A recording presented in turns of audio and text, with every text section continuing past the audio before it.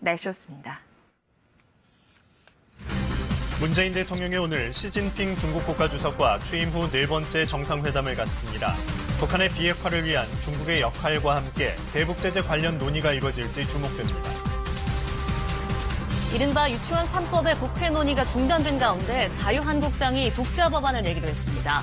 내년도 원화 모집 기간인데도 폐업을 신청하는 사립유치원이 늘고 있어 학부모들의 불안이 커지고 있습니다.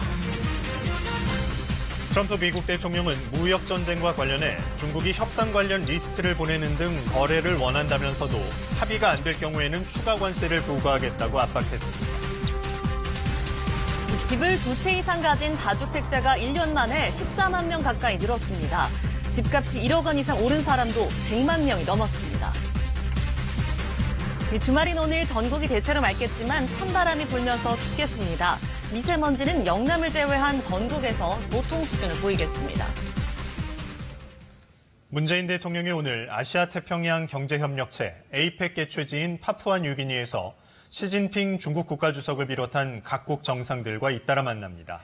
한반도 비핵화와 평화 프로세스는 물론 경제협력 증진 방안 등 다양한 현안을 논의할 것으로 보입니다. 유호윤 기자의 보도입니다. 싱가포르에서 아세안 관련 일정을 모두 마친 문재인 대통령이 2번째 방문국인 파푸아 뉴기니에 도착했습니다. 오늘은 역시 APEC 정상회의 참석을 위해 파푸아 뉴기니를 찾은 시진핑 중국 국가주석과 회동합니다. 두 정상 간 만남은 지난해 12월 문 대통령의 중국 국빈 방문 이후 11개월 만입니다. 문 대통령은 취임 후 4번째인 이번 한중 정상회담을 통해 한반도 비핵화와 평화정책 실현을 위한 중국의 적극적 역할을 당부할 것으로 예상됩니다. 특히 북한의 완전한 비핵화를 촉진하는 방안 가운데 하나로 현재 시행 중인 대북 제재와 관련된 논의가 이뤄질지 주목됩니다. 한중 정상회담에 앞서 문 대통령은 오늘 오전 APEC 정상회의 개최국인 파푸아 뉴기니 피터 오닐 총리와 회동하는 데 이어 스콧 모리슨 호주 총리와도 정상회담을 갖습니다. 아울러 APEC 기업인 자문위원회와의 대화에 참가해 경제 통합과 포용적 성장 방안 등을 논의할 예정입니다. 한편 문 대통령의 이번 순방 일정 실무를 총괄하던 김은영 외교부 남아태 국장이 싱가포르 숙소에서 쓰러진 채 발견돼 현지 병원에서 치료받고 있습니다. 문 대통령은 사회관계망 서비스에 올린 글을 통해 김 국장이 과로로 인해 뇌출혈 증상을 보였다며 회복을 기원했습니다. KBS 뉴스 유호윤입니다. 정부와 여당이 추진하는 유치원 3법 논의가 사립유치원 측의 거센 반발 속에 지지부진합니다. 내년 원화 모집은 이미 진행 중인데 제도 개선 방향과 일정이 불투명해서 학부모들의 불안이 커지고 있습니다. 서병립 기자의 보도입니다. 사립유치원 관계자들이 밤새 교육청 복도를 점거했습니다. 온라인 입학 시스템인 처음학교로에 참여하지 않으면 학급 운영비, 전액 삭감 등 강한 제재를 하겠다는 방침에 항의하기 위해서입니다. 이 서류보다 이렇게 강압적인 게 있나요? 저희 이러면 정말 우리 교사들 다 와 있기 때문에 내일 아침에 문을 못 열 수도 있어요. 사립유치원 단체들의 거센 압박 속에 유치원 정상화 3법은 국회 논의가 중단됐습니다. 자유한국당은 독자 법안을 준비 중이라고 밝혔습니다. 75%가 사립유치원에 다니고 있는 상황에 사립유치원 전체를 비리 집단으로 매도하려 해서는 안 될 것입니다. 정부 여당은 국공립 확대를 거듭 천명하며 압박했습니다. 유은혜 부총리는 박용진 의원, 조희연 서울교육감과 함께 사립유치원의 대안으로 꼽히는 공영형 사립유치원을 찾았습니다. 우리 아이들이 우리 모두의 아이들인 것처럼 양질의 유아교육을 받을 수 있도록 우리 교육부에서도 최선을 다할 것임을 말씀드리고요. 여야정 유치원 단체까지 팽팽한 기싸움을 벌이는 모양새입니다. 학부모들만 애가 탑니다. 내년도 신입 원화 모집이 이미 진행 중인데 폐원을 신청하는 사립유치원은 점점 늘고 모든 것이 불투명한 탓입니다. 진짜 하루하루가 피가 마르는 것 같아요. 당장 결정이 나야 1, 2월 달에 이제 준비해서 보내는데 그 결정이 안 나, 지금 하루하루가 시간이 가는 거잖아요. 어떤 식으로 대처 방안을 좀 마련해 놓지 않으면 엄마들이나 아빠들이나 사실은 다시 그냥 유치원의 뜻에 맞게 갈 수밖에 없게 될 것 같아요.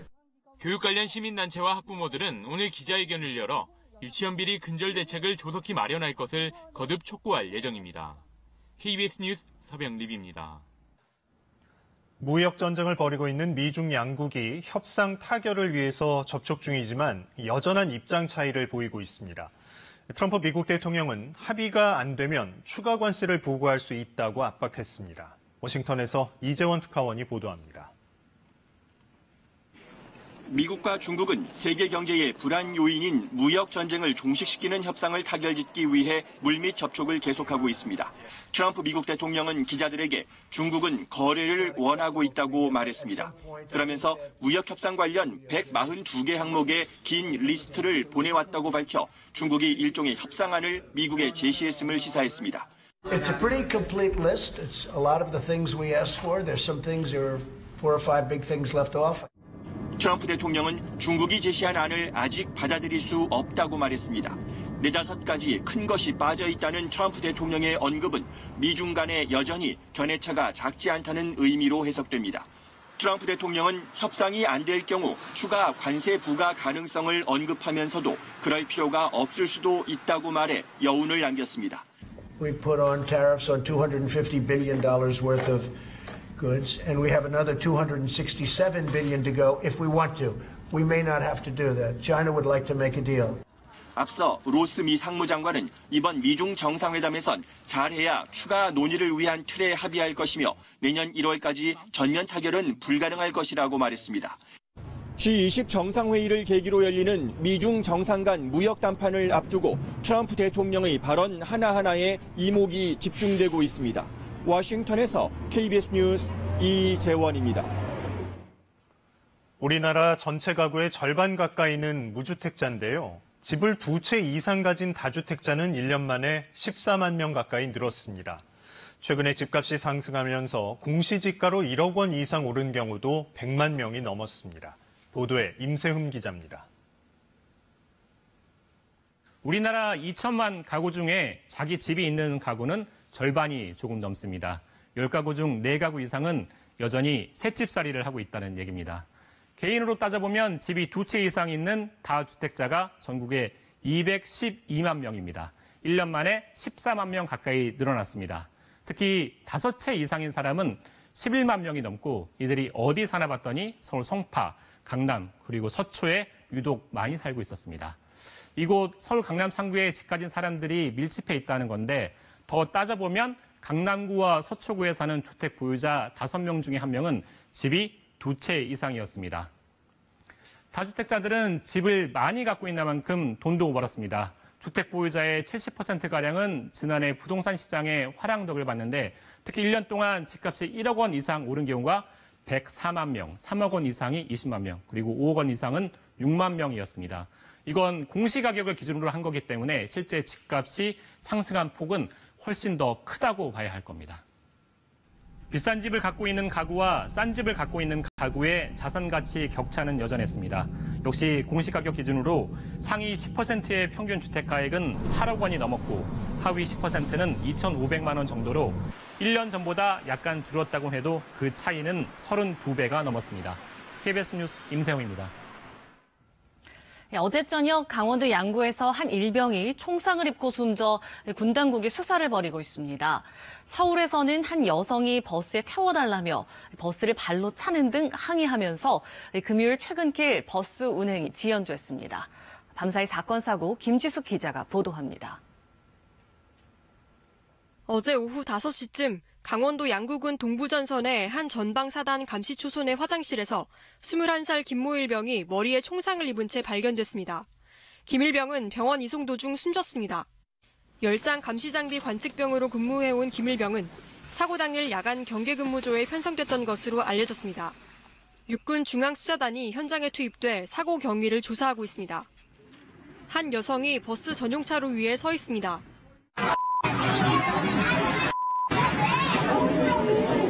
어제 저녁 6시 반쯤 한 여성이 버스 앞을 가로막으면서 버스 운행이 10여 분 지연됐습니다. 퇴근 시간이라서 버스들이 계속 자리가 다 차 있는 상황이었어요. 그래서 계속 버스를 못 타고 계셨나 봐요. 문 두들기면서 40분 더 기다렸다고 욕설하시고. 시민의 신고를 받은 경찰이 현장에 도착했을 때 해당 여성은 자리를 뜬 것으로 알려졌습니다. 어젯밤 10시 50분쯤 서울 지하철 2호선 구로 디지털 단지역에선 역에 진입하던 열차가 갑자기 멈췄습니다. 비상 제동장치 고장 때문이었습니다. 열차 심양 가운데 구량만 승강장에 진입해 승객들이 15분 동안 하차하지 못하는 불편을 겪었고 후속 열차들도 지연 운행됐습니다. 화재도 잇따랐습니다. 어제 저녁 7시쯤 경북 봉화군의 한 음식점에서 불이 나 식당 내부 등을 태우고 소방서 추산 4,500만 원의 재산 피해를 낸 뒤 2시간 만에 꺼졌습니다. 비슷한 시각 중부 내륙고속도로 양평 방향 경북 문경 휴게소에서 정차해 있던 승용차에도 불이 나 차량이 모두 탔지만 운전자가 대피해 인명피해는 없었습니다. KBS 뉴스 김지숙입니다. KBS는 그제 BBQ 윤홍근 회장 자녀의 수상한 미국 생활을 파헤쳤습니다. 의혹 대부분을 부인한 BBQ 측의 입장도 함께 전해드렸는데요. 과연 그들의 해명에 앞뒤가 맞는 건지 이세연 기자가 다시 따져봤습니다. 작은 회장님과 아가씨 월 지출 예상 내역서, 윤 회장 자녀의 미국 유학생활비를 현지 법인 직원 급여에서 처리한다는 서류입니다. BBQ 측은 이 서류가 비공식 문서고 가짜라고 주장합니다.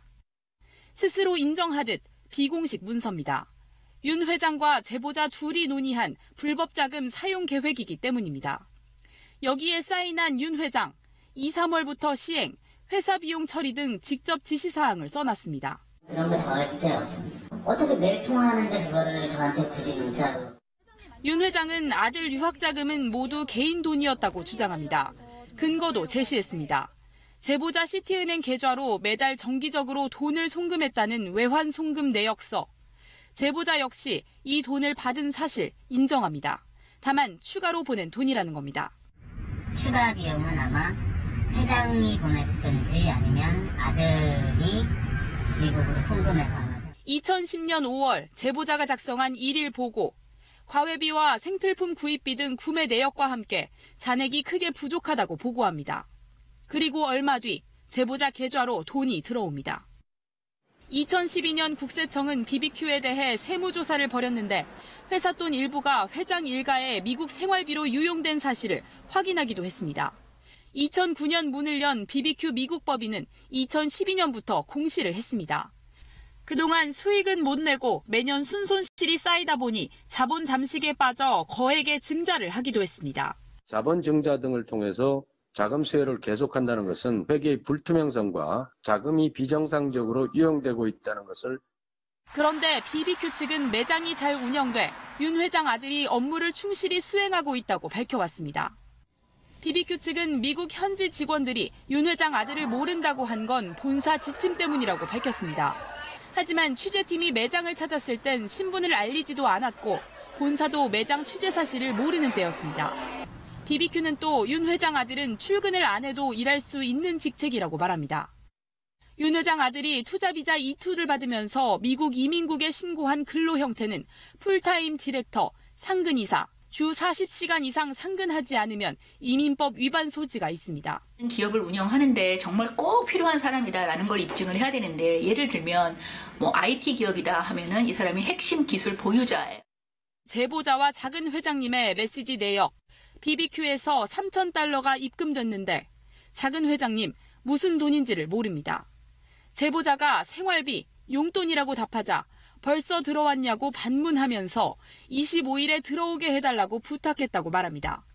메시지를 주고받은 때는 2016년 9월 작은 회장님이 미국 BBQ 필수 직원이라며 투자비자를 받아 상근이사로 충실히 재직한다던 때였습니다.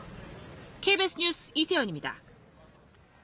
갑질 논란으로 물의를 빚은 조양후 한진그룹 회장 일가의 경영권이 위협받는 상황에 놓였습니다. 국내 한 사모펀드가 한진그룹 지주회사인 한진칼의 2대 주주로 올라서며 사실상 경영권 참여 의사를 밝혔습니다. 김희용 기자가 보도합니다. 대한항공과 진에어 등을 계열사로 둔 한진그룹의 지주회사 한진칼, 국내 사모펀드 KCGI가 만든 그레이스 홀딩스는 이 한진칼의 지분 9%를 1,300억 원에 사들였다고 공시했습니다. 지분 8%가량을 가진 국민연금을 제치고 조양호 한진그룹 회장 일가에 이어 2대 주주가 된 겁니다. 그레이스 홀딩스는 경영 목적에 맞도록 관련 행위들을 고려하겠다며 사실상 경영권 참여를 선언했습니다. 지배구조 개선과 배당 확대 등을 요구할 것으로 보이는데 내년 3월 정기주주총회에서 조 회장 일가와 표대결을 할 거란 전망도 나옵니다. 요구사항에 대해서 논의가 있을 것으로 보이고요. 그러한 부분들이 잘 받아들여지지 않을 경우에 내년 주총에서 이사진 교체를 위한 움직임을 보일 것으로 일단 예상을 하고 있습니다. 이딴 갑질 논란으로 여론이 악화된 만큼 다른 기관이나 소액주주들이 대거 가세할 가능성이 있습니다. 그 자체만으로도 주주들에게 상당한 피해를 줬기 때문에 일반 주주나 기관 타주자 입장에서는 현재 그레이스 홀딩스가 주장하는 것에 대해서 반기를 덜 이유가 별로 없는 거죠. 국토교통부가 추진 중인 항공사업법 개정도 경영권의 주요 변수 중 하나입니다. 조양호 회장이 지난달 270억 원대 횡령과 배임 혐의로 기소됐는데 법이 개정될 경우 벌금형만 받아도 경영권을 잃을 수 있습니다. 어제 주식시장에서 한진칼 주가가 15% 가까이 오르는 등 한진그룹주는 동반 급등했습니다. KBS 뉴스 김희용입니다.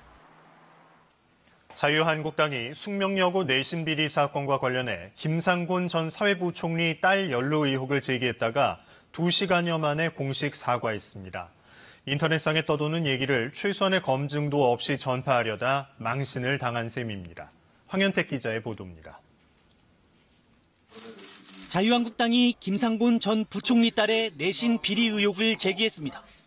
자식을 담임교사로 책임졌던 분이 이번 숙명여고 쌍둥이 딸의 아빠라는 의혹이 김용태 사무총장은 좀 더 구체적으로 의혹을 거들었습니다. 이 딸이 서울의 명문 사립대 그것도 치과대학에 합격하였는데 학종과 수시로 뽑는 데라는 겁니다. 하지만 사실이 아니었습니다. 교육부는 김 전 부총리의 두 딸이 숙명여고를 졸업한 건 맞지만 구속된 전 교무부장이 담임을 맡은 적은 없으며 둘째는 해외 유학을, 셋째 역시 명문 사립대 치의대가 아닌 다른 사립대 법대에 편입했다고 밝혔습니다. 김 사무총장은 2시간여 만에 사실관계 확인에 소홀했다. 김 전 부총리와 딸 등에게 진심으로 사과한다고 밝혔습니다.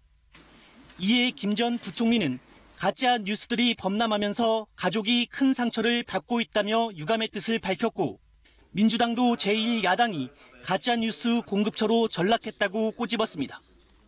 SNS 루머를 검증 없이 확산시키려다 망신을 자초한 이번 일로 정책 시스템이 무너진 한국당의 민낯이 또다시 드러났다는 지적이 나오고 있습니다. KBS 뉴스 황현택입니다. 폭행과 엽기행각 영상이 공개되며 물의를 빚은 양진호 한국미래기술회장이 어제 검찰에 넘겨졌습니다. 경찰은 양 씨가 웹하드 업체를 운영하며 음란물 유통을 주도한 웹하드 카르텔의 핵심임을 밝혀낸 수사 결과를 냈습니다. 고은희 기자가 보도합니다. 양진호 씨가 구속 상태로 9일 동안 경찰 조사를 받다 검찰에 넘겨졌습니다. 현재 심경 한 말씀 부탁드릴게요. 음란물 카르텔 운영한 걸로 조사됐는데 인정하십니까? 경찰 수사 결과 양 씨는 웹하드 업체 2곳뿐 아니라 음란물을 사전에 걸러주는 필터링 업체와 유포된 영상을 지워주는 디지털 장의 업체까지 소유한 것으로 드러났습니다. 음란물을 많이 올리는 헤비 업로더에겐 최고 2억여 원의 인센티브를 주며 유포를 독려했고 필터링 업체에는 일부러 허술한 기술을 쓰게 한 것으로 경찰은 보고 있습니다. 이렇게 유통된 불법 음란물은 모두 5만 2천여 건. 이 가운데 100여 건은 개인 간 불법 촬영된 디지털 성범죄 영상물이었습니다. 웹하드 음란물 유통으로 인한 수익이 현재까지 한 70억 이상 돼요. 이제 업로드를 계속 조사한다 그러죠. 그럼 업로드가 조사될수록 수익금은 늘어나는 겁니다. 경찰은 음란물 유포를 도운 임직원과 업로더 80명을 입건했고 업로더 59명은 추가로 조사 중입니다. 또 양 씨가 임직원 8명과 대마초를 나눠 피우는가 하면 직원 3명을 때리고 다른 직원 6명에겐 머리 염색 등 엽기 행각을 강요한 점도 수사 결과 확인됐습니다. 경찰은 양 씨가 임직원 명의를 빌려 수십억 원의 비자금을 조성했다는 공익제보자의 폭로를 확인하고 직원 도감청이나 필로폰 투약 등 남은 의혹을 밝히는 데 수사력을 모으고 있습니다. KBS 뉴스 고은입니다. 미국 캘리포니아 북부를 휩쓴 최악의 산불로 인한 사망자가 63명으로 늘었습니다. 폐허가 된 마을에서 희생자가 계속 발견되는 건데요. 실종자가 600명 넘는 상황이라서 걱정을 더하고 있습니다. 로스앤젤레스 최동혁 특파원의 보도입니다. 북캘리포니아 산불 진화 작업이 진척을 보이고 있지만 비극이 끝나기까지는 아직 멀었습니다. I lived there for 20 years. It was the only place I ever lived at as a kid. First thing was the tragedy of losing it and all the history and the memories that were in there. 구조대와 경찰이 마을 잔해 속에서 희생자를 계속 찾아내고 있습니다. 사망자는 63명으로 늘었습니다. 가족들의 희망도 점점 사라지고 있습니다. 연락이 끊겼다며 신고된 실종자도 600명이 넘습니다. There are a lot of people that want some answers. They are depending on us to find their loved one. 주택 만여 채가 불에 타 주민 수천 명이 텐트촌에서 생활하고 있습니다. 최소 주민 3명의 목숨을 앗아간 남부지역 산불도 진화가 더딥니다. 주민들은 일상생활로 돌아가길 간절히 바라고 있습니다. My 3-year-old son keeps asking, why can't we just go home? And I don't know what to tell him. 캘리포니아 주 역사상 최악의 산불은 거대한 연기를 뿜어내고 있습니다. 호흡기에 치명적인 재가 흩날리면서 인근 지역 학교는 휴교했고 당국은 외부 활동을 자제하라고 공고했습니다. 로스앤젤레스에서 KBS 뉴스 최동혁입니다. 밤사이 기온이 아주 많이 떨어졌습니다. 내륙적 곳곳의 기온이 영하로 뚝 떨어졌는데요. 파주의 아침 최저 기온 영하 4.5도, 철원 영하 2.6도로 출발하고 있습니다. 서울도 0.8도로 찬바람이 불면서 더욱더 춥게 느껴지고 있습니다. 이렇게 찬바람이 불면서 미세먼지는 뿔뿔이 흩어지겠는데요. 하지만 대기 정체가 이어지는 영남 지역은 종일 나쁨 수준의 미세먼지 농도 보이겠고 강원 영서와 충북 지역도 오전까지 미세먼지 농도가 높게 나타낼 수 있겠습니다. 현재 위성 영상 보겠습니다. 중부지방 대체로 맑은 날씨 보이고 있고 남부지방은 구름 많은 가운데 내륙 곳곳에 안개가 무척 짙게 끼어 있습니다. 오늘 해안가를 따라 강한 바람이 불겠고 동쪽 지역은 동풍이 불면서 오후까지 가끔 비가 이어지겠습니다. 현재 기온 보겠습니다. 춘천 0.7도, 대전 2.4도, 창원 6.3도, 부산 9.8도로 어제의 시각보다 크게 낮고요. 한낮 기온은 어제와 비슷하겠는데요. 원주 11도, 서울과 대전 12도, 광주 14도, 대구 15도, 부산 17도까지 오르겠습니다. 바다의 물결은 서해상과 제주해상, 동해상에서 최고 3, 4m로 높게 일겠습니다. 내일 전국에 구름 많은 가운데 남해안과 제주도에 비가 내릴 것으로 예상됩니다. 날씨였습니다. 네, 이달 들어서 시야가 탁 트인 맑은 하늘을 보기가 쉽지 않습니다. 미세먼지가 심하다고 느껴도 실제 주의보가 내려지지 않는 경우가 있는데요. 미세먼지 주의보를 발령하는 자치단체들이 모든 권역의 평균값을 기준으로 삼다 보니 체감 정도가 다를 수밖에 없습니다. 백상현 기자의 보도입니다. 도심이 잿빛 안개에 갇혔습니다. 미세먼지 농도가 나쁨 수준까지 높아지면서 바로 옆 건물도 잘 보이지 않습니다. 앞서 7일에도 세종시 도심의 미세먼지 농도가 2시간 연속 150 마이크로그램을 넘어섰습니다. 주의보 발령 수준이었지만 실제 내려지지는 않았습니다. 이런 상황은 2주 동안 3차례나 이어졌습니다. 항상 좋은 걸로만 알고 있어요. 그리고 여기가 또 공무원들이 많이 있는 곳이라서 당연히 그런 거는 자세하게 설명해 줄 줄 알고 있었죠.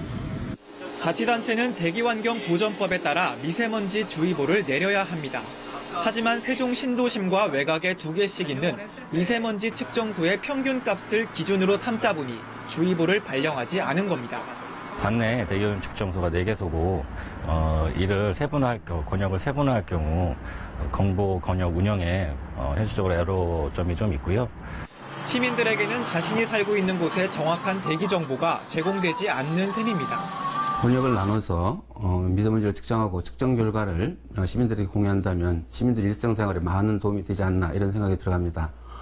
현재 측정망이 없다면은 이동용 차량을 이용해서 전국 17개 시도 가운데 평균값을 토대로 미세먼지 주의보를 내리는 곳은 서울과 세종, 대구 등 6곳입니다. 부산과 전북 등 11개 시도는 2곳에서 18곳까지 세부 권역을 나눠 주의보를 발령하고 있습니다. KBS 뉴스 백상현입니다. 네, 요즘 단기간에 살을 쫙 빼준다면서 이른바 강남 다이어트 주사제라 부르는 주사약을 광고하는 병원들이 있습니다. 전문 의약품인 이 비만 치료 주사제는 의사의 처방이 필요한데 불법으로 판매한 병의원들이 무더기로 적발됐습니다. 홍화경 기자입니다. 서울 강남구의 한 의원입니다. 이른바 실장이라는 비의료인이 비만 치료 상담을 해주고 치료용 자가주사제를 내줍니다. 잠깐 앉아 계시면 다 드릴게요. 원장님은 안 배워가도 되나요? 의사의 처방이 필요한 전문 의약품이지만 의사의 진단도 없이 약품을 건네준 겁니다. 사무실이면 하니까 번거로우셔서 해드리는 거예요. 인근의 또 다른 의원입니다. 이곳에선 대신 받으러 오는 것도 가능하다며 구입을 권고합니다. 필요 없어요. 대신 와서 그냥 받아가면 되나요? 이 같은 비만 치료 자가 주사제는 전문 의약품으로 분류돼 대중 광고도 금지돼 있습니다. 하지만 일부 병의원 홈페이지에서는 버젓이 광고가 이뤄집니다. 더 심각한 것은 인터넷 사이트에서도 거래가 된다는 겁니다. 택배로 받아서 그런 신고가 들어온 분이 하나 있었어요. 택배로 샀다고. 상황이 이렇다 보니 무분별한 사용으로 부작용을 호소하는 경우가 많습니다. 소화계, 위장관 쪽에 부작용이 가장 흔한 거로 돼 있는데 대개 욕지기가 나거나 또는 구토, 변비나 설사 같은 것들도 흔하게 올 수 있다고 되어 있습니다.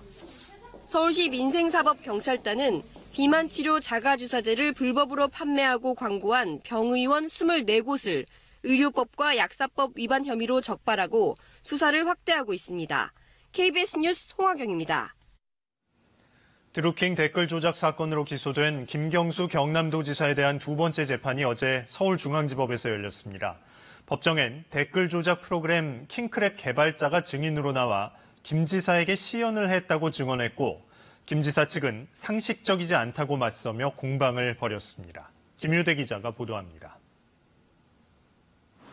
김경수 경남도지사 재판에 증인으로 나온 필명 둘리 우모 씨. 댓글 조작 프로그램 킹크랩 개발자입니다. 우 씨는 드루킹 김동원 씨와 김 지사만 있는 강의실에서 킹크랩 시연을 했다고 법정에서 증언했습니다. 특검의 기소 내용과 일치하는 진술입니다. 휴대전화로 킹크랩 작동 장면을 김 지사에게 보여줬는데 드루킹이 킹크랩 개발에 대해 허락을 구하자 김 지사가 고개를 끄덕이는 걸 봤다고 했습니다. 또 당시 강의실의 디귿자형 책상에 김 지사가 어디에 앉았는지도 설명했습니다. 김 지사 측은 드루킹 일당이 옥중에서 말을 맞춘 것이라며 상식적이지 않다고 반박했습니다. 경찰 조사에선 킹크랩 개발자가 아니라고 하던 우 씨가 특검에서 말을 바꾸는 등 거짓말을 하고 있다는 겁니다.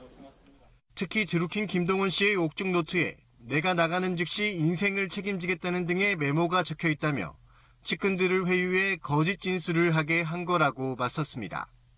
지난번 1차 재판에서도 이 사건의 실체에 많이 접근했다고 생각합니다. 남은 재판에서도 이 사건의 진실이 하나하나 밝혀져 나갈 거다 그렇게 생각합니다. 김 지사는 문재인 대통령에게 드루킹 일당에 대해 보고를 했다는 드루킹 측 주장에 대해서도 사실이 아니다고 반박했습니다. KBS 뉴스 김유대입니다. 지난 11일 영국 런던 시내에서 한국인 유학생이 10대 청소년들에게 집단 폭행을 당했습니다.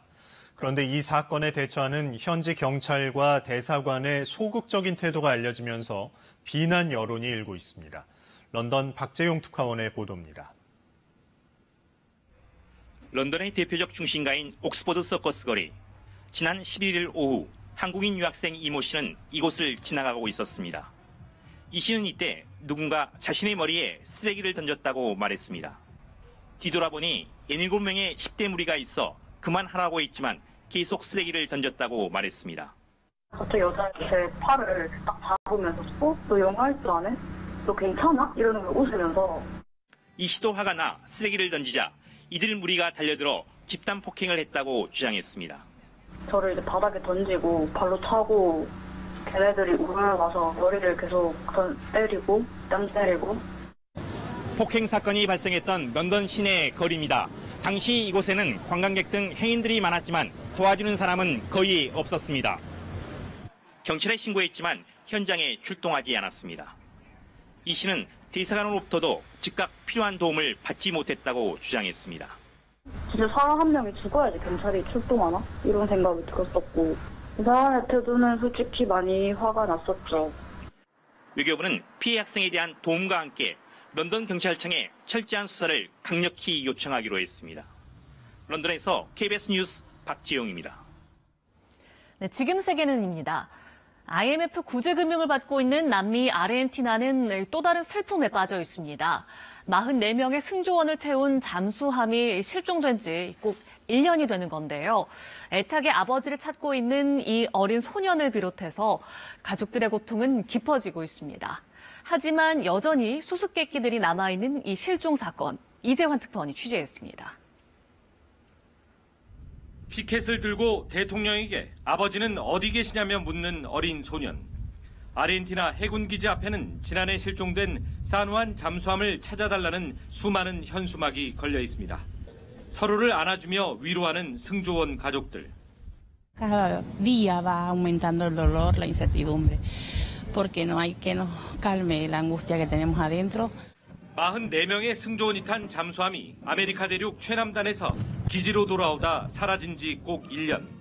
정부는 수색에 43억 원의 포상금을 내걸고 10여 개국의 군과 민간 선박의 도움을 받았지만 잠수함의 흔적을 찾지 못했습니다. 다만 합선으로 수중에서 폭발했을 가능성이 제기된 정도입니다. Lo recordamos todos los argentinos. Y hoy quiero decirles que no los vamos a abandonar, que vamos a seguir buscando. 하지만 실종 승조원 가족들은 정부 수색에 의문을 제기하며 불만을 털어놓습니다. Se lo va a buscar cuando pase, dijo. ¿Con qué si nuestra armada no tiene nada? 마크리 대통령은 조만간 국방부가 사건 원인에 대한 보고서를 제출해 진실이 밝혀질 것이라고 밝혔습니다. 상파울에서 KBS 뉴스 이재환입니다. 트럼프 대통령과 설전을 벌였던 미 CNN 방송의 한 기자가 백악관으로부터 출입 정지를 당했는데요. 미국 법원이 출입 정지를 당장 풀라고 백악관에 명령했습니다. 지금 본안 소송이 진행 중인데요. 판결이 나올 때까지는 출입 정지를 해제하라는 일종의 가처분 조치가 내려진 겁니다.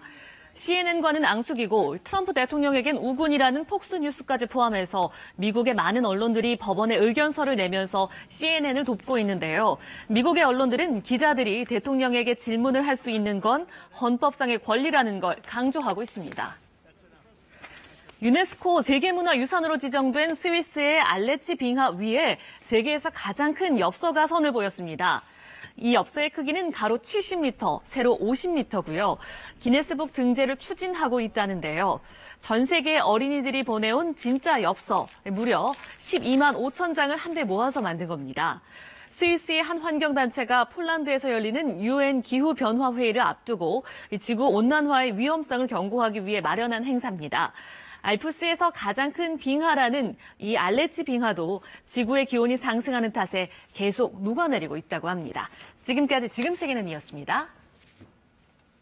낚싯바늘을 삼킨 4살 아이가 경찰 순찰차의 도움으로 신속히 병원에 도착해 목숨을 구했습니다.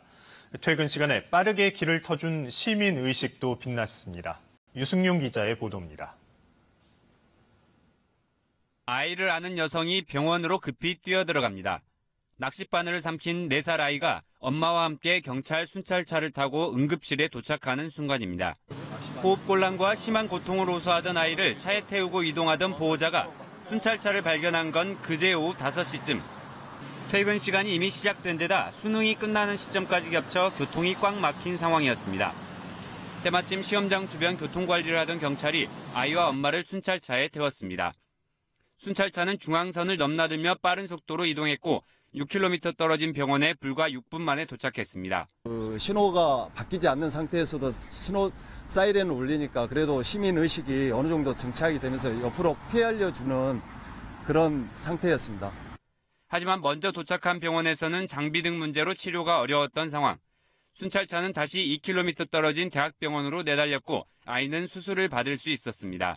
되게 또 안전하게 막 차 오는지도 다 살피시면서 그렇게 가시면서도 계속 애기 걱정도 해주시고 이러셔서 저는 너무 감사했죠. 부모들은 지푸라기라도 잡는 심정으로 경찰차를 두드렸는데 큰 도움을 받았다며 감사의 마음을 전했습니다. KBS 뉴스 유승용입니다.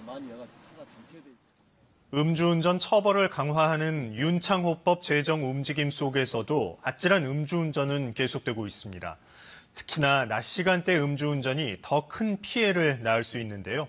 연말연시를 앞두고 경찰이 낮 시간대 단속을 강화하기로 했습니다. 이준석 기자가 취재했습니다. 대낮 부산의 한 이면도로 승용차가 갑자기 후진하며 뒷차를 세게 들이받습니다. 시민이 승용차 앞을 가로막자 빠른 속도로 내달리다 다른 차까지 들이받습니다. 사고를 낸 운전자 45살 장모 씨의 혈중 알코올 농도는 면허 취소 수준인 0.199%. 대낮에 술을 마시고 운전대를 잡은 겁니다. 장 씨가 몰 승용차입니다. 불과 50m를 움직였는데 얼마나 빨리 달렸는지 차 앞뒤가 심하게 파손됐습니다. 고속도로 중앙분리대와 충돌한 승용차. 대낮에 만취한 채로 운전한 40대 남성의 혈중 알코올 농도는 무려 0.333%. 운동신경이 마비돼 정상적으로 걷지도 못하는 수준입니다. 승용차가 좌우로 비틀거립니다. 뒤따르던 운전자는 사고가 날까봐 어쩔 줄을 모릅니다. 부산 사하구에서 진구까지 12km를 위태롭게 운전하다 붙잡힌 50대 운전자도 대낮에 혈중 알코올 농도 0.174%인 상태로 음주운전을 했습니다. 굉장히 위험하더라고요. 또 분명히 사고 날 것 같기도 하고 놔두면 저게 좀 또 큰 사고로 이어질 것 같다는 또 생각이 드니까 또 심하게 되더라고요. 대낮 음주운전은 야간보다 더 큰 사고로 이어질 수 있습니다. 아무래도 유동인구가 많고 차량 통행도 많은 관계로 사고가 발생했을 경우에 피해가 커질 확률이 높습니다. 2013년부터 올 8월까지 정오와 오후 6시 사이에 적발된 음주운전은 전국적으로 7만 8천여 건. 경찰은 야간은 물론 낮 시간대 음주 단속도 강화하기로 했습니다. KBS 뉴스 이준석입니다. 위안부 피해 사실을 공개적으로 증언했던 북한 위안부 할머니 52분이 모두 세상을 떠난 것으로 전해졌습니다. 북한 측의 위안부 단체는 일본의 사죄와 보상을 받아내기 위해 연대하자고 제안했습니다. 김민혁 기자가 보도합니다. 한국정신대문제대책협의회 창립 28주년을 기념해 열린 심포지움에서 북한 위안부 피해자들의 최근 현황이 전해졌습니다. 북한을 5차례 방문한 제일조선인 출신 위안부 문제 연구자 김영 씨는 지금까지 위안부 피해를 공개 증언해온 북한 할머니들이 모두 세상을 떠났다고 밝혔습니다. 북한 측 위안부 생존자 현황이 구체적으로 파악된 건 2006년 고 박영심 할머니 사망 소식이 알려진 뒤 처음입니다. 북한에서 위안부 피해를 신고한 사람은 모두 219명. 이 가운데 공개적으로 피해를 증언한 사람은 1992년 최초로 증언한 리경생 할머니를 포함해 52명인데 모두 숨졌다고 김 씨는 말했습니다. 이미 공개 증언할 수 있는 분은 안 계신다. 지방의 할머님들이 아직 살아계시는 분이 계시는데 공개 증언을 안 하신 분이라서 지금은 인터뷰하기가 어렵다고 그렇게 들었습니다. 북한의 위안소터를 조사한 내용도 공개됐습니다. 경흥 위안소인데 북한에서 두 번째로 위치가 확인된 일본군 위안소터입니다. 앞서 8월 북한 노동신문에 함경북도에서 새로운 위안소터를 발견했다는 내용의 글이 실린 바 있습니다. 김 씨는 경흥 위안소에 10대 후반의 여성들이 있었고 방 칸마다 사진이 붙어 있었다고 증언한 북한 주민의 증언도 소개했습니다. 어제 심포지엄에서 북한 측 위안부 단체인 조선일본군 성노예 및 강제 연행 피해자 문제 대책위원회는 정대협의 28주년을 축하하는 축전을 보냈습니다. 이와 함께 사죄와 보상을 회피하는 일본의 행위를 용납하지 않겠다며 연대하겠다는 뜻을 밝혔습니다. KBS 뉴스 김민혁입니다. 우리 과일의 우수성을 널리 알리고 농민들도 돕는 행사가 내일까지 일산 킨텍스에서 열립니다. 염기석 기자가 소개합니다. 5,500제곱미터의 넓은 전시관에 먹음직스러운 각종 과일이 한상 가득 차려졌습니다. 시식 때마다 줄을 선 방문객들은 저마다 좋아하는 과일을 맛보느라 입을 쉴 새가 없습니다. 사과, 키위, 귤 다양하네요. 다 맛볼 수도 있고 또 어느 고장의 과일이 더 맛있는지 이런 것도 또 구별할 수도 있고. 정부 부처와 과수농가가 함께 여는 국내 최대 과일 축제가 11가지 과일을 차려놓고 방문객을 맞기 시작했습니다. 농가들의 품질 고급화 노력에 힘입어 올 상반기 국내 과일 수출액은 1억 3천만 달러로 지난해보다 25% 증가하는 등 해외에서 인기가 날로 높아지고 있습니다. 우리나라 과일은 세계 어느 나라에 내놔도 경쟁력이 있습니다. 우리나라의 과일의 우수성을 널리 홍보하고 수출에도 최선을 다하겠다는. 현장에서는 다양한 체험 행사도 즐길 수 있습니다. 특히 올해는 처음으로 300가구의 추첨을 통해 사과나무 한 그루씩을 분양하는 등 방문객 사은 행사를 강화한 것이 특징입니다.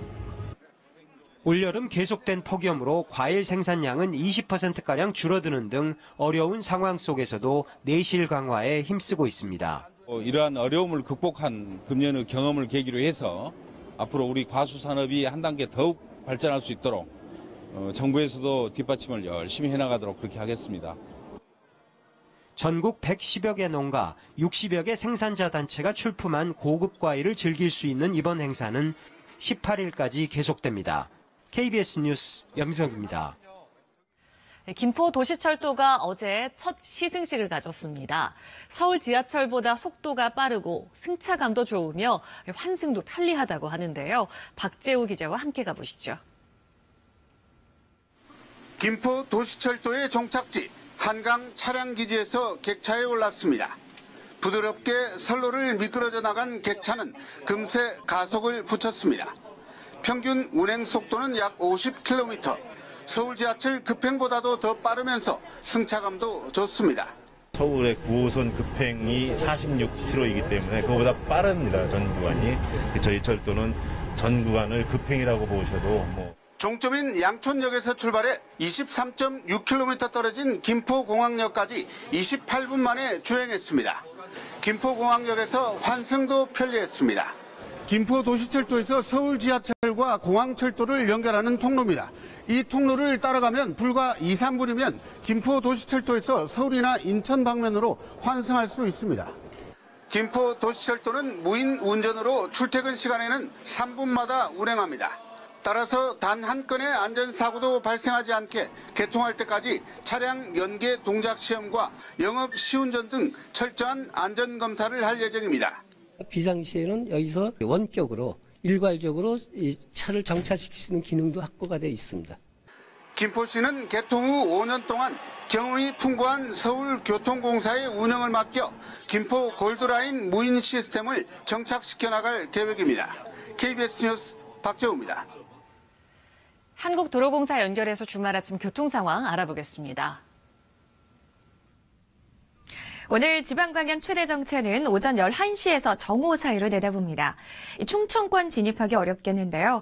1번 경부선 이용해서 서울요금소에서 대전까지는 최대 2시간 50분 생각하셔야 됩니다. 구간은 수원에서 동탄분기점, 오산에서 청주 휴게소일 때 가장 혼잡하겠습니다. 벌써부터 부산 쪽 정체가 길어집니다. 서초를 시작으로 죽전과 오산 일대 포함해 경기권에서는 거의 10km 구간 밀리고요. 이제 천안분기점 다다라 브레이크 밟기 시작했습니다. 천안 분기점에서 만나는 25번 고속도로 논산 쪽도 남풍산나들목에서 5km 구간 정체고요. 35번 중부고속도로는 하남 분기점 시작으로 산곡이나 호법에서도 정체입니다. 차간격 넉넉히 유지하시고요. 50번 영동선 강릉 쪽은 초입을 시작으로 동군포와 용인 일대 포함해 경기권에서 거의 10km 구간 가까이 속도 못 냅니다. 행복의 길을 만들어가는 한국도로공사 교통방송이었습니다.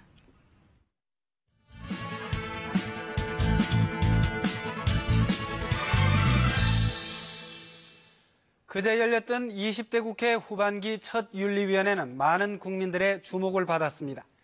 자신이 앞장서 음주운전 처벌법을 발의해놓고도 정작 음주운전으로 여론의 문매를 맞은 민주평화당 이용조 의원 처리 문제 때문입니다. 하지만 혹시나 했던 기대는 역시나는 실망으로 바뀌었습니다. 윤리특위는 안건으로 상정하기는커녕 추후 논의에 처리하겠다며 어물쩍 넘어갔습니다. 최대한 시간을 끌다가 여론과 언론의 관심이 시들해지면 슬그머니 경징계로 마무리하겠다는 속셈으로 보입니다. 국회의원들의 동료 감싸기는 소속당인 평화당의 물징계에서부터 이미 예고됐습니다. 평화당은 이 의원에 대해 당원 자격정지 3개월과 사회봉사 100시간을 명령했습니다. 당장 석 달 내 선거가 없는 상황에서 당원권 정지는 이서나 마나한 징계입니다. 최소한 출당시켜야 한다는 여론과는 거리가 한창 멉니다. 음주운전은 국내외를 막론하고 고위공직자에게 중대한 결격 사유입니다. 음주운전 사망사고를 살인으로 간주할 만큼 엄격한 선진국은 말할 것도 없고 국내에서도 현 정부 들어 2명의 장관 후보자가 음주운전 전력이 드러나 자진 사퇴했습니다. 청와대도 고위공직 배제 7개 항목에 음주운전을 포함시키고 있습니다. 한 시민단체의 조사에 따르면 20대 국회의원 가운데 20명이 음주운전 전과를 갖고 있는 것으로 밝혀졌습니다. 최대 파면까지 당할 수 있는 공무원과는 달리 의원들에게는 음주운전 징계 조항이나 절차가 없습니다. 그나마 윤리특위의 징계가 있지만 20대 국회에서 발의된 의원 징계안 18건은 아직도 처리되지 않았습니다. 의원들의 윤리기강을 세워야 할 윤리특위가 오히려 방패막이가 되고 있는 셈입니다.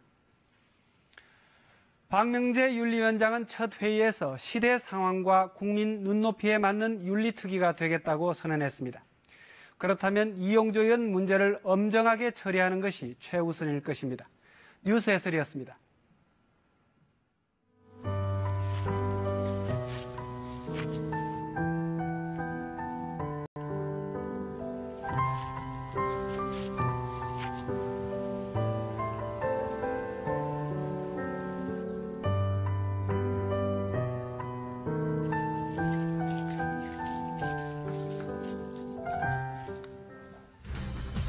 문재인 대통령이 오늘 시진핑 중국 국가주석과 취임 후 4번째 정상회담을 갖습니다.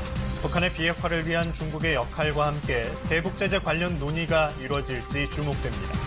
네, 이른바 유치원 3법의 국회 논의가 중단된 가운데 자유한국당이 독자 법안을 내기로 했습니다. 내년도 원화 모집 기간인데도 폐업을 신청하는 사립유치원이 늘고 있어 학부모들의 불안이 커지고 있습니다. 트럼프 미국 대통령은 무역전쟁과 관련해 중국이 협상 관련 리스트를 보내는 등 거래를 원한다면서도 합의가 안 될 경우에는 추가 관세를 부과하겠다고 압박했습니다. 집을 2채 이상 가진 다주택자가 1년 만에 14만 명 가까이 늘었습니다.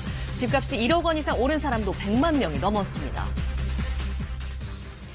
오늘 아침 기온이 뚝 떨어져 춥겠습니다. 내륙 곳곳의 아침 기온은 영하권으로 출발하고 있는데요. 파주는 무려 영하 4.9도까지 떨어졌고 철원 영하 2.6도, 서울도 0.7도로 아주 쌀쌀한 아침입니다. 특히나 기온이 영하로 떨어진 곳은 체감 온도가 더욱더 낮아질 수 있어 주의하셔야겠습니다.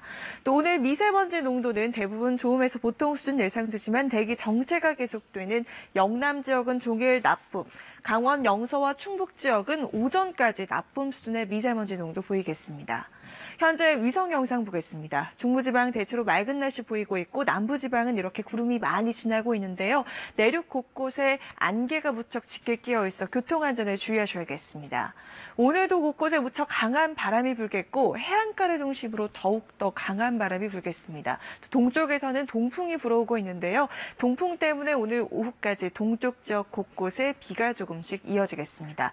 그 밖에 대부분 지역은 구름이 많이 지날 것으로 보입니다.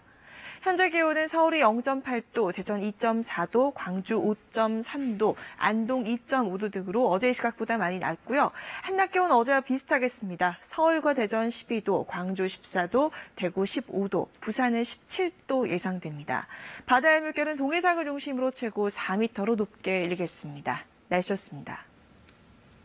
KBS 뉴스광장이었습니다. 시청해주신 여러분 고맙습니다.